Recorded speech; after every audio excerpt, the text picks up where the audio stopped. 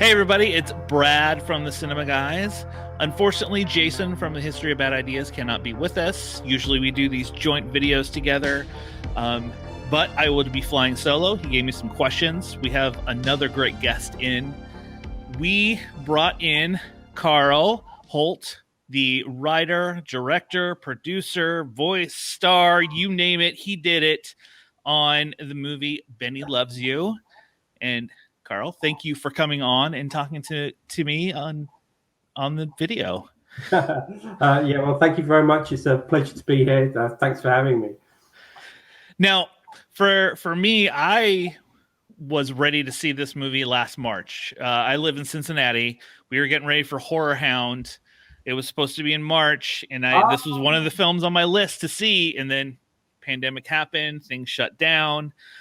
How difficult was it for you? Because you were kind of in that festival showings of the movie, and then all of a sudden you can't go anywhere. Yeah, it was horrible. I mean, a couple of people have asked, where the origins of the film came from. But one of the things that I wanted was just to create something that I could watch with the crowd. I thought it'd be kind of a fun popcorn movie that you could, stand at the back of the cinema and just gauge kind of the reaction. I thought that'd be a lot of fun. So we intended to go to Cincinnati to Horror Hound, and when it got turned into a virtual thing, I mean, just at that time, nobody knew what was going on, and it was a difficult thing because the problem you have is piracy, and nobody wanted a film. Certainly, the agents that I was with saying, well, you're taking a risk if you put your film online. It just takes one person to take it. You can go everywhere, and then you're going to not be able to sell the film to distributors. So it was a difficult choice. But at the end of the day, there was a bunch of festivals that ran from, I'd say, between April and August that we was in that we had to pull out of. But then also that, because this was a new thing for them, they were hit with these decisions as well. And I think by the time it got around to July, they were like, well, look, we have to do this. We've got to find a way to be able to have virtual festivals. And I think this was just, something that everybody was facing. They were thinking, how can we get to show the films? Can we put DRM on them? Can we stop people from copying them? And I think they wanted to sort all that out first before they were sort of saying to me, go ahead and allow your film to be online. So the first one that we actually showed at was Sitges, and then Fright Fest as well. So there was definitely a couple of months where it was off. But even after then, you're not. I saw the film once with an audience in New York, and that was it. So it would have been nice to have attended more festivals and seen it. But unfortunately, I think even now it's in a couple of festivals, or just been at some festivals, and it's mainly online. They're trying to ease people back into the theater slowly. And with that, did you get a distribution with Epic Pictures via these virtual festivals, or was it kind of before you started showing it, like they saw the movie and said, hey, we want it kind of thing? Or it's it goes through our agent is Raven Banner, so they take the film, and then I think the first time it was shown at Cannes, and again that's normally everybody turns up and they organize. I think they get like a screening room, and they get people to go in and watch it as part of a screening room, and then if they like it, people come out and say, oh, we want it, we don't. But that all changed, and they were just sending screeners out to all the distributors, and then they decide. But I think what that did is it slowed a lot of things down. And I think there's also another thing as well, that if you're in a room and you watch it with a load of people and they all react really positively to it, you're probably more likely to get a bidding war, or people saying we want it or we want it. But when people are just sitting and watching it on the laptop, it's a whole different thing. And I think there was a lot of reluctance, I think, in the whole industry for putting the foot down on the accelerator and getting these deals sorted. But yes, I mean, Epic saw it and were interested, that happened. I can't remember exactly when that deal was done, but probably around the time of Fright Fest. Okay, and we've done quite a few things with Epic. Candy Corn, we got to have the director out here, and we did a screening of it, and a few of their other films. Like, we have a good relationship with them. We love them. So when I saw that you guys were coming out on that, I was like, it's like a perfect match. and this movie is just like a a silly, just fun movie that I would love to see it with a crowd. I think it would be fun to kind of see reactions. And you said that's something that you wanted to do. Yeah. Like immediately, you were like Benny. How did Benny come about? Well, he's based off a short film that we made back in 2006, I think it was now, and that was actually a little Elmo toy running around killing people. And it was a 25-minute short. There was no characters. There was no story. It was just I had this idea of something that had a fixed expression on its face, said very affirmative things on its voice box, could only say messages of love and joy and happiness, but would be running around with a knife trying to kill its owner. And so that was sort of something, I wrote it really quick. We shot it. I think it took me like 6 months to do the effects, because for that one, it was actually a puppet that we shot from the back. And then we had to rotoscope out me from all of the shots. And then, of course, when you're doing things like rotoscoping somebody out, you have to take out their shadows on the wall and all sorts of stuff. So that took longer than I thought. And I think it took me around 6 months just to do the shot. But it was one of those things that I just put to bed. And I made some other in between. So I made some more sort of atmospheric, creepy shots. But I always wanted to go back to that as the first idea for a feature, because I thought with a bit of a tweak, it could be, it could be lengthened. And I thought that, taking the idea that, now probably everybody that watches this will know, but I thought, it was a good little twist to set him up that he would come back to kill the owner like he does in the shot, but then actually know he wants to protect the owner. And then there'd be like a love triangle between him and the girlfriend and the bear. So I always kind of wanted to do a slasher film, but I wanted to make one, well, hopefully that's a bit more intricate than that. I didn't want people just going off and being killed. And then, in sort of unrelated scenes. And then at the end, the protagonist comes along and they find all their bodies. For me, it was very important that, whenever Benny killed somebody, it changed the direction of the plot, it changed the relationship dynamics, and it always served as a pivotal moment that would push the story in a new direction. So, so it was it takes a lot of time to try and figure that out, because you're filming in one location. And you're like, right, how do I get a plot to work, for an hour and a half in a single location where we've got this love triangle and we've got sort of Benny taking people out, but Jack doesn't see it. But then when he finds out, he'll react in either, A, B, or C way. Trying to make sure that with each death that happened, it would push the plot into a completely new direction. So, those are the things that I really wanted to do with it. But obviously, the main thing is just to keep it fun. And it took me about 6 months to a year to write the script, because I kept changing it, and it was really big at first. It was like a $10 million movie, and you've got to say, right, that's not going to happen. So, right, how do we make this now in a single location? And I managed to get it down to 2 locations, because you can't really write it in a single location. You can write a script in a single location where the bear would just be attacking him, because then you could just do it like all one night and everyone's fighting against it, it's trying to break in. You could do that. But I think for a film that's a bit more complex in terms of, it's looking after him, it's jealous of this person, you've got him trying to get a promotion, and the boss brings the dog over, all stuff like that. It's like you couldn't really do that in a single location. So I managed to get it down to 2. And that's as cheap as I could rewrite the script, really. And did you always intend to kind of be the man of many hats in this film, just to kind of bring the budget? Was it that to bring the budget down, or are you like, I'm just going to do as much as I possibly can to get this done without having to hire a big crew? It's the same thing. Yeah, I mean, there's no budget. It was all, well, say no budget. It's my savings. So I've been a freelance editor for all my life, and I always wanted to be a film director, but the opportunity was never there. And and as you probably know, it's kind of, I don't know, in the last 10 years that this kind of stuff is now possible, where you can buy a cinema quality camera, where you can do photorealistic rendering on your home computer. And, I've worked as a kind of editor, cameraman, 3D animator in my day job. So it was just a case of, right, how do I write something where I can put all those skills will be up on the screen?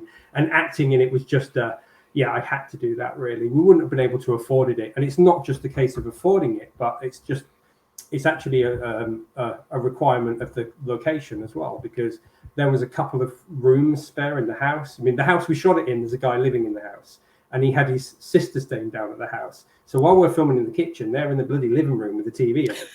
And we're like, all right, we're just going to have to dub this scene then. So we had to be really careful when actors come down, because it was like, well, we've got 2 spare rooms, so we'll organize it so that when the cops come down, there's 2 spare rooms for them. But if other people had come down, we'd have actually paid to put them up in a hotel. So it made sense for me to be in it, because I'm there anyway. It would have cost a fortune, not just in paying the actor, but paying for a location for them to stay at while we're at the house. So probably would have ended up, increasing the budget by 20 or 30% or something. Now, is there any thoughts of a sequel for Benny, like Benny Loves You 2? Has that popped in your mind at all, or? Well, it's popped in my mind because people have asked for it. I've been really surprised at the response of this, and so many people have said we want a Benny sequel, and I'm like, no.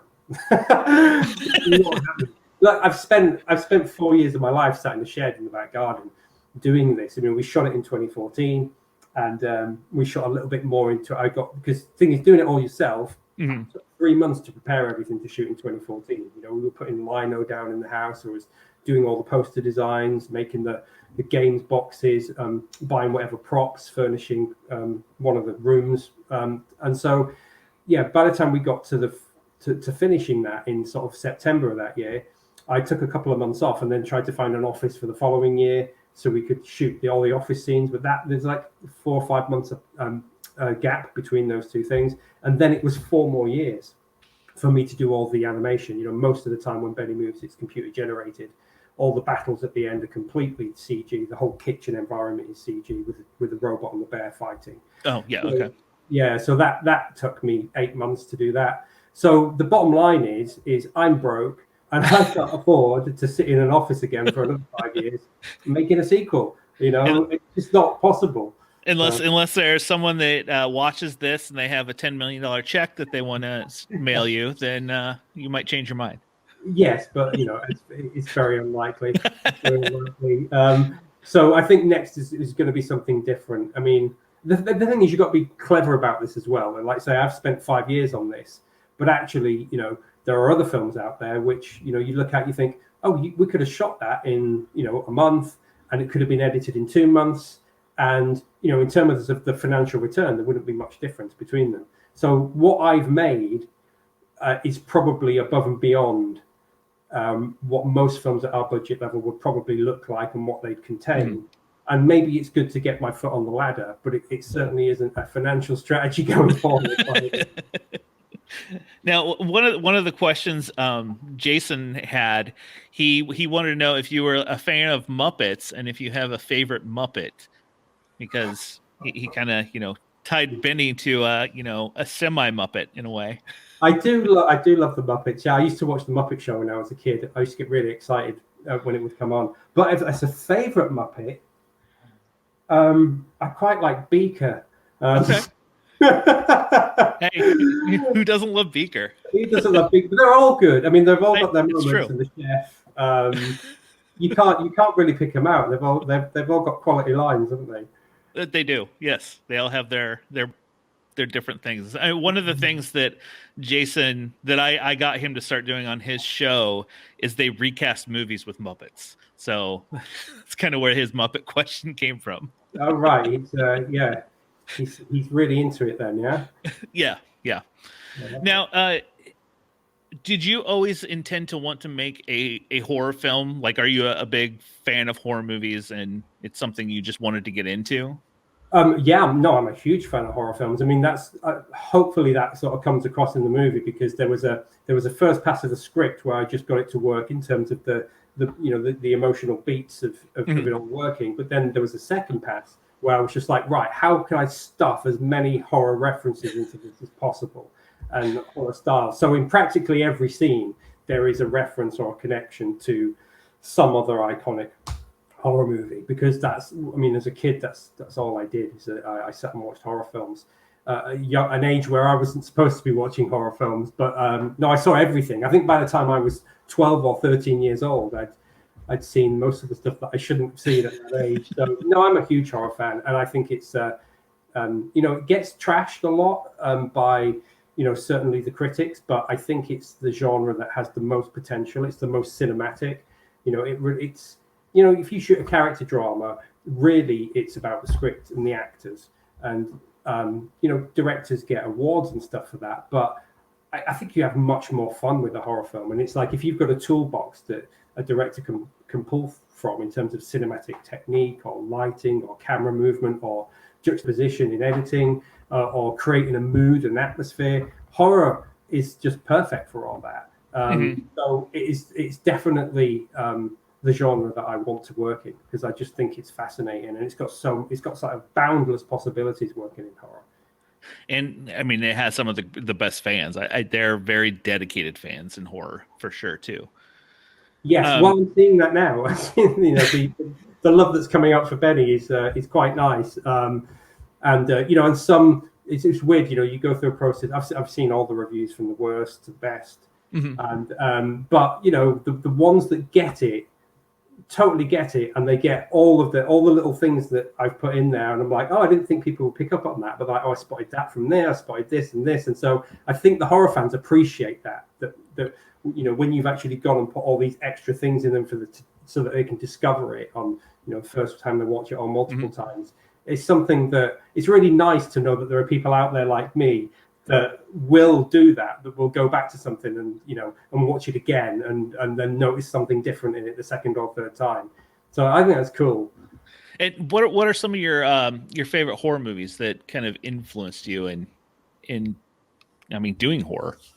Well, I think they're probably all the standard ones. I mean, I watched Halloween at a really young age, and that had an impact on me at the time, because I think I remember, like, first of all, sort of getting into the Hammer horror films. They used to be on like on a Saturday or Sunday evening, so I used to watch them. And I think when I was like 11, I had like a very small portable TV in my bedroom, so I would go to bed and sit in bed and watch Hammer horror movies, and those I thought were great. But then when something like Halloween came along, it was just like, oh wow, no, this is actually properly scary.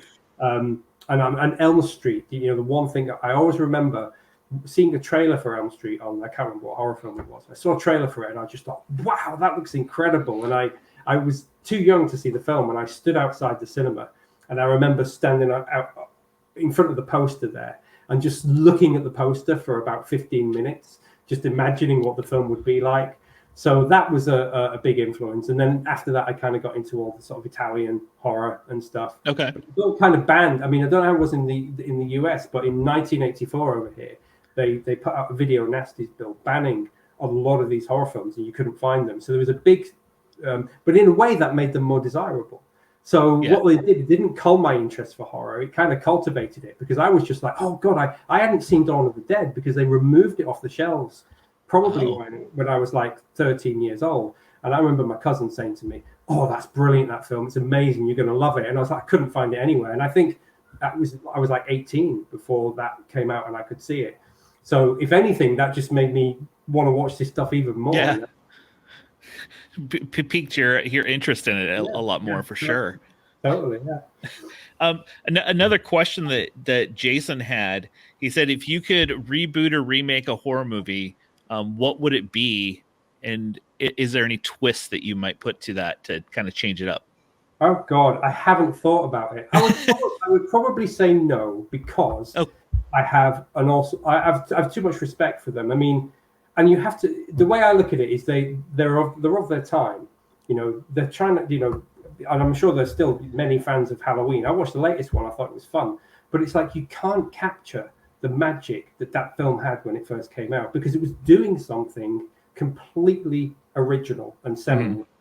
It was the first time that horror had come into your home. It was the first time that, you know, it was always like, don't do this or something will get you. And this wasn't that. This was just the evil came for you. There was a whole use of Steadicam. You know, the synth score was something that I hadn't heard before in a horror film at that time. And I thought that it just had an impact that now, sort of rehashing that stuff, you'd have to completely reinvent it, almost to the point that fans wouldn't be happy with what you did. And that's the problem. So I think you're better just trying to create new IPs. The problem is the market doesn't want new IPs. They want to see the same old thing. Yeah. So I think all I'd say was, if I was to do a horror film like that, I would try and think, like, now, how could you make that really resonate? Forget what it was, like, how could you reinvent that and do something that would really make people sit up? Like, how could you, because what terrified you back in the 70s is not what terrifies you now, because we all get desensitized to certain things. So yeah, I think I mean, Halloween would always be a fun one to take a stab at, but what I mean, pun intended, but what can you do with it? What can you do with it? It's a guy in a mask running around killing people. You know, it doesn't actually give you a whole scope to bring anything new into that equation. So, you know, I admire the people that tackle it, because you're always going to be compared to the original, and you're never going to be as good as it. So as a filmmaker, it's like, why would you want to do that? Why would you want to go up and say, yes, I'll remake this classic film that everybody loves? Let me start in the ditch and see if I can crawl my way out. Yeah. I think you're better off just going and creating new material and finding a new way to scare people. Just like this, you know, don't throw Benny out. Yeah, the same thing. Well, at least, you know, there are. I mean, I've gone and done a subgenre which is very, very well known, but for me it's just about, because you can't do anything completely original, but what you can do is you can bring your own perspective to it and your own spin on it. And you know, at the time when I made this, see, the Chucky reboot came out between me making this and me finishing it, and I had a panic attack in the cinema when I was watching it, because I thought it was quite an original idea for the bear to come back and to not kill his owner, but to protect him. And, you know, the whole thing set up like, you know, the opening scene we have, the girl throwing the bear out, which sets up the rule that if you throw out a toy, it will come back with a murderous instinct and kill you. So that when it happened in the film, I thought they were all going to go, right, he's coming back and he's going to kill Jack. And then, you know, he jumps through the air and brings the knife down and doesn't, you know, stabs it into the head. And then they have this bizarre relationship that builds up. But when I watched Child's Play, I was like, oh my God, it's like, it's Benny. And there were so many plot points that were similar that I thought we're just going to get, you know, accused of ripping that off. But yeah, I tried to bring something new to it. It's obviously more comedy than anything else. And Benny himself, like I say, the little one, but what I liked was just that he looked like a dog. I wrote him like a dog. So, you know, so that he has just a fierce loyalty, and that he has a very rudimentary understanding of English. And he has a blank expression on his face, just always kind of happy and he's always happy. He's like a twisted Elmo in a way. Yeah, he is. Yeah, and that he wouldn't hold on to anything, like, you know, because dogs would be like that. You could tell a dog to like he's been sick on the floor. You shout at it, go and lie down, and then 3 seconds later you're like, oh, come get an ice cream, and like, and that's kind of the way that I wanted Benny to be. So yeah, for me it was just the idea of taking a cute little toy and putting the murderous dog's personality into it, and having it run around like it was really floppy and it was being controlled by like a child. And I thought hopefully that was enough to give it a little different spin in sort of the subgenre of killer toys. But, and I've seen those plushes out there. People have had a few, and I'm like, man, I need to get my hands on one of those just because they're cool looking. I love Benny. We didn't expect. Like I said, when it was shown at Fright Fest, I was just expecting people to go, you know, what a load of rubbish, this film. And, you know, but the main thing we got was them saying, oh, I love Benny. Where can I get a Benny? And we had like either 40 or 50 requests just from that festival of people saying, I want to buy a plushie. Yeah. That was the point we thought, okay, well, we'll look into it. And the same thing's happening now with the US release. So yeah, it's something we're working on. I think Dread have got, they've got a limited quantity in at the moment, which were kind of a sort of, I think we got them made for mainly promotional purposes. But they've done all that now. They've got some left over. So yeah, they're selling those on the site, I think, on Friday.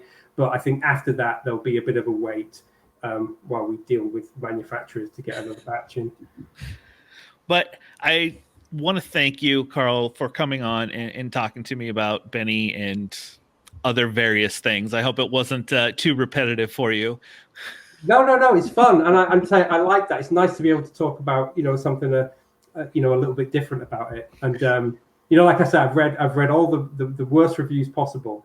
And the thing is that sometimes you're like, you know, you want a chance to be able to defend yourself against them because that's the thing, right? It's only a review is only somebody's opinion.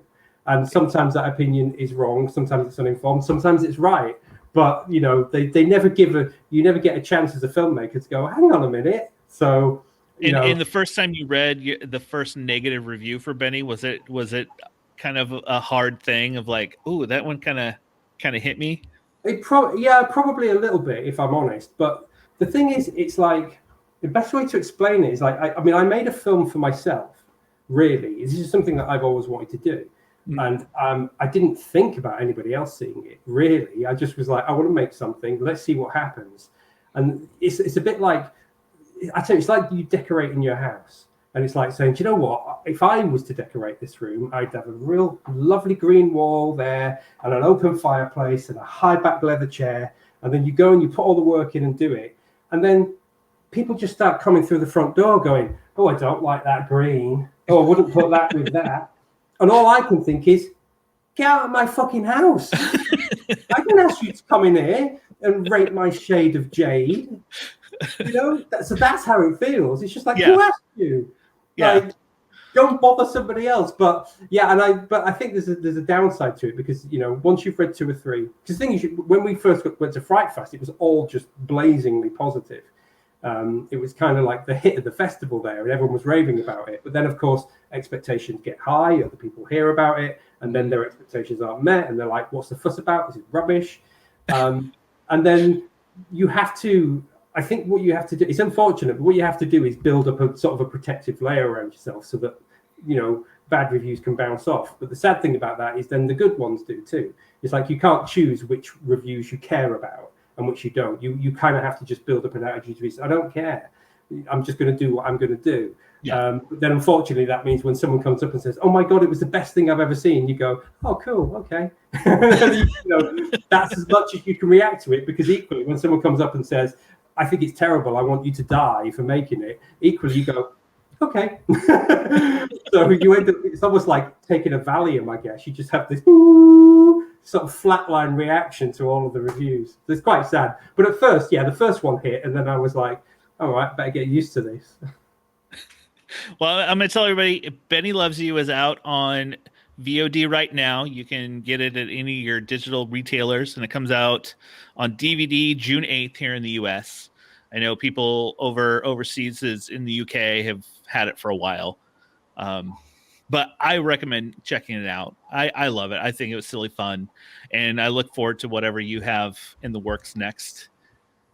Yeah, well, me too. Let's see if it happens. I mean, I've got to go and write something cheap. Go and write something cheap and quick, because if it's another 5 years until I make my second film, I'll be dead. And so will everybody watching this podcast. So I better get on it. Well, thank you again for coming on. And anyone watching, please like and subscribe, and I'll be back soon with more of these fun videos. Thanks for having me. Take care.